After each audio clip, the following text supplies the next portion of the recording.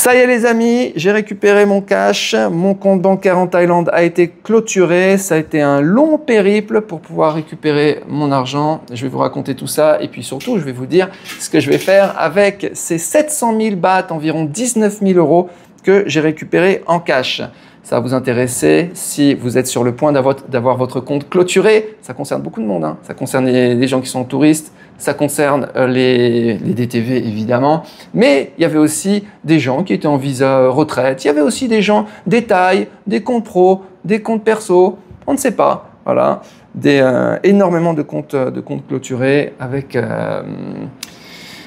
des délais d'attente juste hallucinants. On était dans salle d'attente entre 5 et 7 heures d'attente pour pouvoir clôturer son compte. Et attention, parce qu'il y a le premier rendez-vous, le deuxième rendez-vous et le troisième rendez-vous aujourd'hui. Donc ça fait environ, entre 5 et 7 heures, je pense 18 heures en fait d'attente pour pouvoir récupérer son argent. Une vraie souffrance. Alors, donc, l'épisode 1, donc c'était le premier rendez-vous que j'avais eu, j'avais attendu, j'avais raconté ça sur la chaîne de la vérité. Il m'avait donné, donc j'avais rempli plein de documents de la paperasse, ils avaient tout tamponné de partout. Bon voilà, bref, il m'avait demandé de revenir hier pour récupérer mon cash, 700 000 bahts. Voilà, qui restait sur le compte. J'avais eu l'intelligence, parce que j'avais senti, j'avais flairé que j'allais avoir mon compte gelé, puisqu'il y avait eu des communications sur Bangkok Post, donc sur les articles de journaux, en disant que Visa DTV, ça va geler. Donc j'avais une intelligence, j'avais 3 millions, j'avais viré 2,3 millions, je les avais fait sortir, retour à l'envoyeur, donc virement vers ma banque à Singapour. Et j'avais laissé quand même 700 000 qui avaient été gelés quand j'étais dans mon voyage donc en Nissan. Voilà, donc j'arrive pour récupérer mon argent. Pour moi, c'était juste une formalité. Donc ça, c'était hier. Qu'est-ce qui se passe? L'agent de sécurité appuie sur le bouton, me donne le numéro pour pouvoir attendre. Moi, je ne croyais pas que j'allais attendre. Pour moi, j'allais juste au comptoir récupérer mon argent. Déjà que j'avais signé tous les documents, des documents envoyés à la maison mère pour vérification et validation. Validation qui avait dû être obtenue puisqu'on m'avait dit de revenir donc hier. Et on me dit qu'il faut que j'attende encore entre 5 et 7 heures d'attente. Pétage de plomb complet. J'essaye, comme d'habitude, les bonnes méthodes qui ont fait leur preuve dans le passé. Soudoyer l'agent de sécurité. Donc, j'essaye une nouvelle technique. Ce que je fais, c'est que je lui dis, écoute, voilà, je te donne 1000 bahts. Ça me fait plaisir, c'est un cadeau. Je le fais en mode cadeau, je ne le fais pas en mode transactionnel. Je dis, prends les 1000 bahts. Ça me fait plaisir, c'est pour moi. Prends les 1000 bahts. Je lui dis, voilà, maintenant, ce que je te demande, c'est juste une chose. Tu vois ce ticket, mon ticket de loterie, mon ticket de la file d'attente de la banque, tu m'as dit c'est entre 5 et 7 heures. Mais moi, je ne vais pas attendre 5 et 7 heures. Ce que je te demande, c'est que tu me donnes ton line et tu m'envoies un message 15 à 20 minutes avant que mon numéro sorte. C'est tout ce que je te demande. Et là, il me dit, j'ai pas line. Je lui dis, écoute, il n'y a pas de problème. J'ai toujours 2 téléphones sur moi. Je prends mon deuxième téléphone. Je lui dis, écoute, je te prête ce téléphone. Celui-là, je ne te le donne pas. Hein. Attention, c'est un S25 Ultra, ça vaut plus de 1000 euros. Okay, je te prête ce téléphone. Il est connecté avec Internet, Line et tout. Tu m'envoies ce message, ici. Il me dit, je ne comprends pas, c'est en anglais, je ne sais pas ce que c'est. Je dis, bon, rends-moi mon téléphone et rends-moi mon argent. Il me dit, non, c'est un cadeau. Ça commence bien. Bienvenue dans la salle d'attente de l'horreur. C'est vraiment ce que j'ai vécu, là, toutes ces attentes, c'est vraiment, je ne souhaite pas ça à mon pire ennemi. Alors ensuite, j'essaye la deuxième technique qui avait aussi fait ses preuves. J'essaye de racheter en fait un ticket de file d'attente, donc le prochain numéro à sortir, sachant qu'il faut voir qu'en une journée entière, ils ne font que 20 numéros. 20, c'est tout. Parce qu'on peut croire, on dit tiens, vous êtes par exemple numéro 200 et là ils sont en train de faire le numéro 180. Ben, en fait, vous allez attendre 8 heures. D'accord ? Parce ils font à leur vitesse. Hein. Donc j'essaie d'acheter le prochain numéro. Le prochain numéro, il peut sortir en 1 heure. Hein. Mais bon, c'est maximum, on va dire 1 heure. Donc là, je passe dans les rangs. Je dis voilà, je sais pas, je crois que c'était le numéro 214. Je dis voilà, numéro 214, 214 s'il vous plaît, 214. Je passe dans les rangs avec mon ticket qui est le ticket, je sais pas, 222 et 1000 bahts à côté, le billet comme ça. Qui veut acheter? Qui veut échanger son ticket? J'arrive à acheter un ticket, alors pas le prochain, mais un peu celui d'après, donc je suis super content. C'était une fille, c'était une taille. Il faut voir qu'il y en a qui ont un salaire moyen ici en Thaïlande. Je pense à, par exemple, l'agent de sécurité, il est à 10 000 bahts, donc quand je lui file 1000 bahts, je suis en train d'augmenter de 10% en fait son salaire. Donc c'est quand même très significatif. J'étais étonné la première fois, la première fois où j'avais été dans cette banque, j'avais essayé de racheter. Les gens voulaient pas me vendre, mais en fait, bon là, il suffit de tomber sur la bonne personne. Donc le Thaï était super content. Lui, il va attendre, son temps est extensible, il n'a peut-être rien à faire. Moi, franchement, je ne peux pas attendre 5 et 7 heures. Pour moi, c'est une blague, c'est pas possible. C'est juste pas possible. Donc, j'ai le ticket, je suis content, je vais attendre maximum 1 heure. Et là, j'entends dans la foule, parce que tout le monde, voilà, ça gêne ce que je suis en train de faire, ça gêne. Les gens, ils sont tous en train de patienter, sagement, voilà, ils attendent, ils prennent leur mal en patience. Moi, je peux pas. Je veux dire, moi, le sabay, il a des limites, là. Ça va tuer mon point de rupture. Et là, j'entends pourriture de farang. Je me retourne, qui a dit ça? Qui a dit ça? Et là, je trouve le gars qui a dit ça. Il me dit, ouais, machin, t'as pas à faire ça, on attend tous, on est tous logés à la même enseigne, on a tous une autre compte clôturé, on a tous nos fonds gelés, tu attends comme tout le monde. Moi, je lui explique, je lui dis, moi, j'ai déjà fait toute la procédure. Je viens juste pour récupérer mon argent. C'est tout. Et en plus, intuitivement, je venais pour autre chose, en fait. Je venais pour vérifier qu'ils avaient mon argent, parce que je me suis dit, ça se trouve, la maison mère n'a pas validé, ça se trouve, ils vont me dire, non, mais c'est pas finalisé, c'est pas tamponné, c'est pas machin. Donc j'aurais été étonné, en fait, que hier, il soit suffisamment fiable pour me donner mon argent. Parce qu'il ne m'avait pas envoyé de confirmation, rien du tout. Donc ça se trouve, j'attendais pour rien, en fait. Dans ma tête, il y avait ça, tu vois. Et je dis, écoute, c'est vrai, je suis une pourriture de farang, je n'accepte pas d'attendre. Tous les autres acceptent, moi je n'accepte pas. Et pour ça, je vais être puni. Mon karma va être sali, et probablement que je serai réincarné en porc. C'est possible. Toi, par contre, tu patientes, tu es correct, tu fais comme tout le monde, tu es respectueux, eh bien bravo, et tu seras récompensé. Tu seras récompensé peut-être dans ta prochaine incarnation.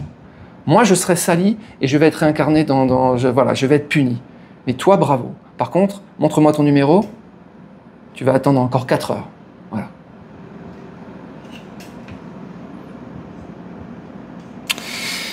Alors, une idée de business m'est venue. Ah oui, parce qu'en discutant avec les autres, je pensais que c'était ponctuel aussi. Je pensais que c'était juste, en fait, la semaine dernière, où voilà, tout le monde s'était rué. En fait, ça fait 5 mois que ça dure. Ça fait 5 mois que y a une file d'attente incroyable sur cette banque.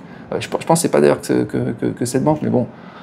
Donc ça fait des mois et je pense que ça va durer peut-être encore des mois et des mois, peut-être même des années, je ne sais pas, puisqu'ils continuent de clôturer comme ça. Je ne sais pas exactement combien de comptes ont été clôturés. On me parle de plusieurs millions de comptes, donc c'est quand même assez massif. Et ce n'est pas que des comptes des étrangers, il y a aussi des comptes inactifs, des comptes dormants, des comptes avec des transactions suspectes, des comptes, il y a plein de comptes, hein, il n'y a pas de... Enfin voilà. Parce qu'en discutant avec les gens, d'ailleurs, ça apporte vachement de lien social, je trouve. Parce qu'on est là, on est tous logés à la même enseigne, il n'y a aucune discrimination. Il y a des Coréens, des Taïwanais, des Chinois, des gars qui n'habitent pas en fait à Pattaya. Moi, je suis un des rares en fait à habiter à Pattaya, mais les gars, ils n'ont pas juste attendu 5 ou 7 heures. Les gars sont venus depuis le bout du monde en fait. Et il y a des Thaïs aussi. Il y a des Thaïs. Voilà, donc... J'arrive au final devant pétage de plomb complet, j'arrive devant la nana, donc c'était un petit comptoir qui est juste chargé de rendre l'argent. Elle regarde, elle appelle la maison mère, elle appelle la manager, elle appelle pour me dire désolé, on peut pas vous rendre votre argent parce que je vous donne le mot, il faut follow up. Je vais follow up. Follow up, c'est suivre le dossier. On ne sait pas où il est, on ne sait pas s'il a été validé par toutes les autorités qui doivent valider. Bon. Et la manager qui avait traité mon dossier, qui était je ne sais pas, bénévole ou je ne sais pas, intérimaire, je ne sais pas, moi, elle a disparu.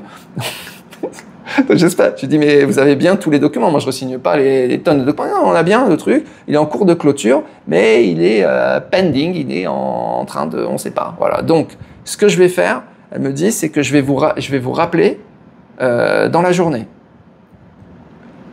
Et ça, je connais ça. Quand on me dit, je vais vous rappeler, je comprends bien qu'on ne va jamais me rappeler. Et que la prochaine fois que je vais vouloir parler avec elle, je vais me reprendre encore 7 heures d'attente. Non, mais c'est du délire. Donc, je lui dis, écoute, donne-moi ton numéro, parce que tu vas jamais me rappeler. Donc, je vais être obligé de te chaser, de t'appeler tout le temps, pour chasser, voilà.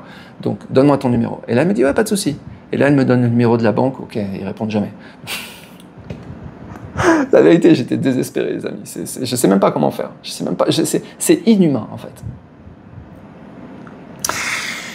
Voilà, donc je me dis, elle va jamais me rappeler. Au final, je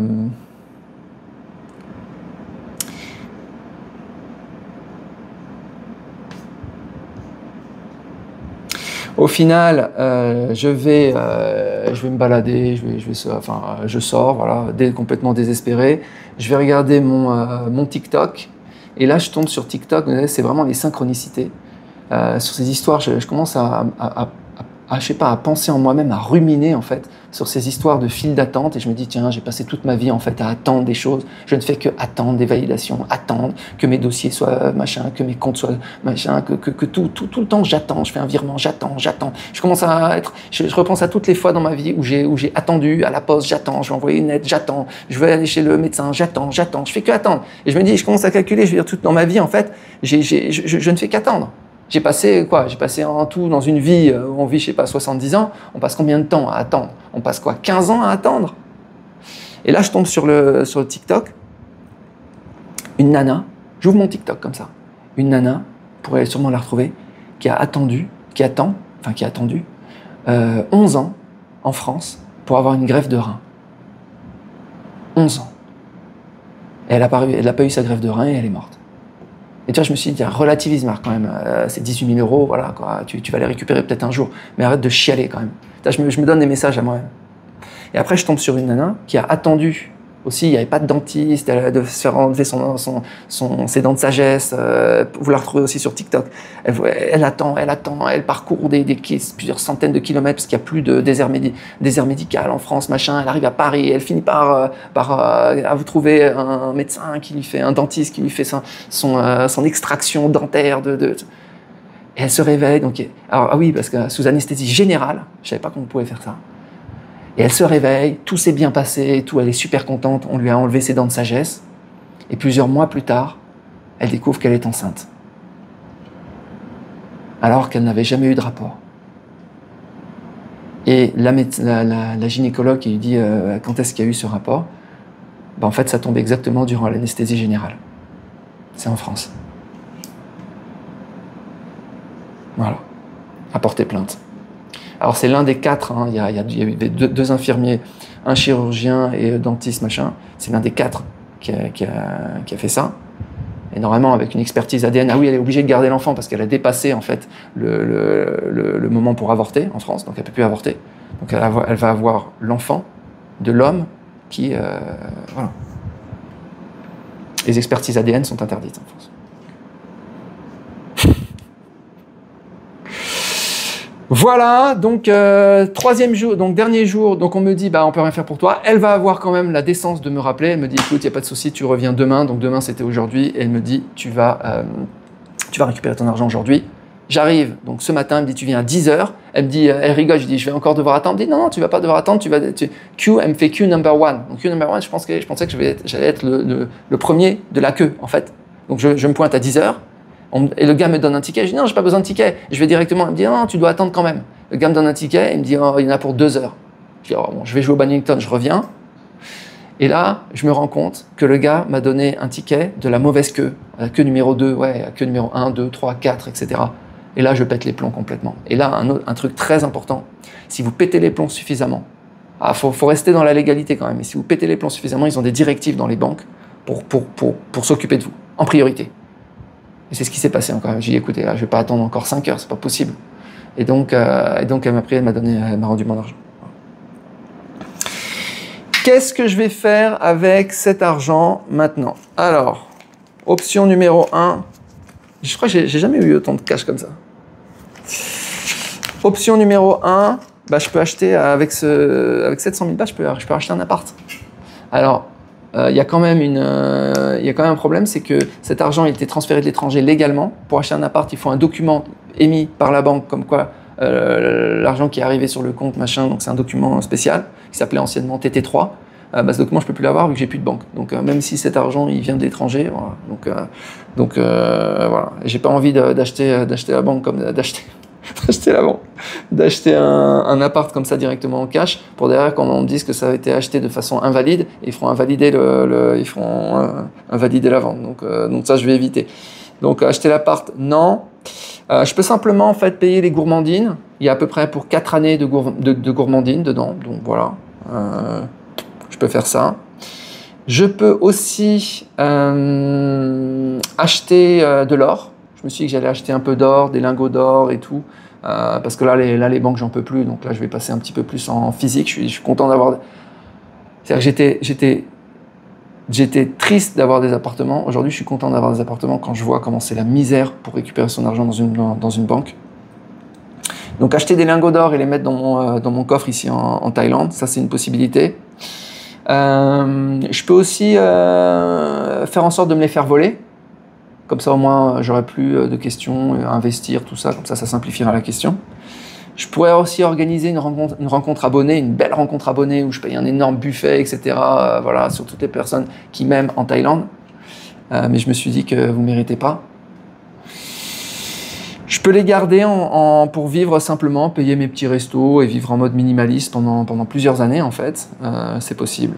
Payer mon train de vie, voilà, tout simplement, puisque j'ai pas à payer de loyer, donc j'ai pas de loyer. Quand je vais en hôtel, en Airbnb, bah, je paye avec mes cartes étrangères, parce que ça, là, pour le coup, c'est facile. Donc, ce que je paye en cash maintenant, c'est plus, en fait, c'est juste les restos. Voilà. Voilà les amis, bah écoutez, c'est tout. Je voulais faire ce petit update. Je vous souhaite une très bonne journée. Je vous dis à bientôt. Ciao.